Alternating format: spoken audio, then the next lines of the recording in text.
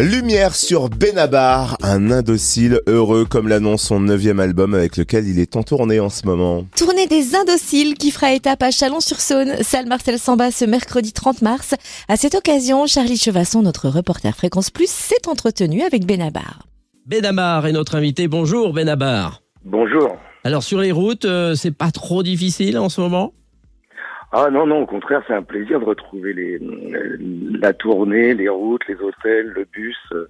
Ça nous a vraiment manqué pendant 2 ans. Là. On était privés et malheureux.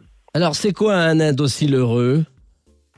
Ah, l'indocilité, c'est quelque chose qui me touche particulièrement parce que c'est une envie de pas se laisser faire, de pas forcément écouter le dernier qui a parlé ou celui qui parle le plus fort, mais il n'y a pas cette volonté un peu spectaculaire qui a souvent la fausse rébellion, notamment médiatique dans mon domaine, où il y a des petits camarades qui aiment bien jouer les rebelles, mais qui ne le sont pas dans la vraie vie. L'indocilité, ça peut être aussi constructif. C'est quelque chose qui peut se faire avec le sourire. C'est aussi une volonté d'imposer son libre arbitre. Ce serait ça la définition la plus simple. Alors un indocile heureux, très inspiré quand même, car l'année dernière, vous n'avez pas sorti un nouvel album, mais 2, et c'est quand même peu commun, 2 albums en un an. Alors qu'est-ce qui a motivé cela ?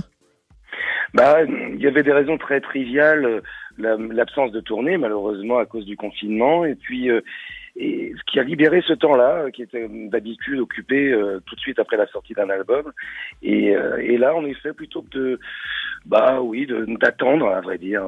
Et puis j'étais encore inspiré, j'avais encore envie de travailler avec les gens à qui j'avais fait Indocile heureux, donc très naturellement, on est reparti sur un nouveau projet, mais c'était pas du tout stratégique ou calculé. Alors, du coup, vous emmenez ces 2 albums en tournée. Alors, c'est pas trop dur d'établir la setlist. Ça donne quoi, un concert 2 fois plus long ? Non, parce que c'est un best-of en fait de ces 2 albums, mais aussi de tout ce que j'ai fait depuis presque mes débuts. Donc c'est pas la suite logique de 2 albums, au contraire, c'est un spectacle. Grosso modo, si quelqu'un ne savait pas du tout qui j'étais, pourrait le savoir après avoir vu ce spectacle. Il y a des vieux titres, des nouveaux, des surprises, beaucoup de blagues. J'espère que c'est assez festif. Enfin, ça l'est d'après ce qu'on nous dit, parce que maintenant, ça fait une quinzaine de jours qu'on est parti déjà. Et le duo avec Renaud, alors du coup, vous le déclinez comment sur scène ? Alors ça a été une vraie problématique. Et on l'a résolu en faisant une partie avec les musiciens et techniciens qui chantent à la place de Renaud, et l'autre partie, c'est le public qui chante. Donc en fait, on a remplacé Renaud par toutes les personnes qui sont dans la salle. D'accord. Et vous êtes toujours accompagné de votre fidèle bande de musiciens, finalement ? Oui, musiciens et techniciens qui m'accompagnent depuis des années, depuis 20 ans, depuis plus pour certains d'ailleurs. Ouais, il y a toujours la même bande d'alcooliques, de musiciens et de techniciens, sur la route. Et en effet, moi j'aime bien l'idée d'avancer avec la même équipe, de se renouveler sur les albums. Ça c'est important pour pas s'endormir ou se reposer sur ses lauriers, mais de vieillir ensemble, de poursuivre cette conversation qu'on a débutée il y a un moment maintenant avec le public. Ouais. Alors vous dites que la scène c'est un moment sacré. Qui dit sacré dit rituel. Alors vous avez un petit rituel vous avant de monter sur scène ? Oui, j'en ai de nombreux. Moi je suis très superstitieux, donc je touche du bois, j'embrasse ma médaille. J'ai une montre spéciale que je mets sur scène. Enfin, il y a toute une habitude qui est un peu un sas entre la vraie vie et ce moment qui doit rester suspendu et hors du temps, qui est la scène, ce moment qui doit être vraiment réservé à nous et au public qui viennent nous voir. Alors, une petite question. Est-ce qu'il est vrai que vous avez repris des cours de chant récemment ? Et pourquoi ? Oui, j'ai repris des cours de chant il y a plus d'1 an maintenant, parce que j'en avais marre. J'ai l'impression de chanter de plus en plus mal et surtout je compensais ce qu'on fait quand on a de l'expérience.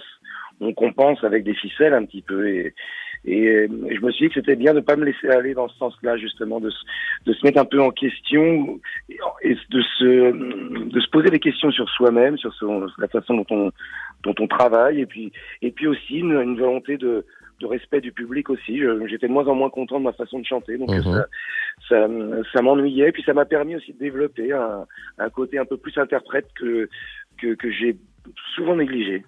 Alors pour finir, votre prestation et l'ensemble de ce qui s'est passé au Resto du Cœur, cela vous a plu cette année ? Oui, c'était le public a manqué, parce que vraiment pour le Resto du Cœur, c'est sûr que ça fait partie des enfoirés, donc c'était un peu un peu particulier, mais on s'était tous un peu galvanisés les uns les autres pour essayer de pallier à ça. Et les Restos du Cœur, c'est toujours un moment émouvant, malheureusement toujours aussi utile. Mais il se passe toujours quelque chose avec les Restos du Cœur parce que c'est quelque chose de vraiment sincère et encore une fois malheureusement utile, quoi. Et la scène avec Chabal, c'est vraiment un moment énorme. Ça c'est à titre perso, mais je trouve ça, c'était le meilleur sketch de cette soirée. De Chabal Templâtre, Chabal, voilà. Donc ça, c'est quand même très très drôle. Oui, mais c'est pas du tout vrai, c'est un trucage parce que dans la vraie vie, je suis plus grand que Chabal. Très bien. Merci Benabar et belle tournée à vous en tous les cas et bienvenue à Chalon-sur-Saône. Allez, merci.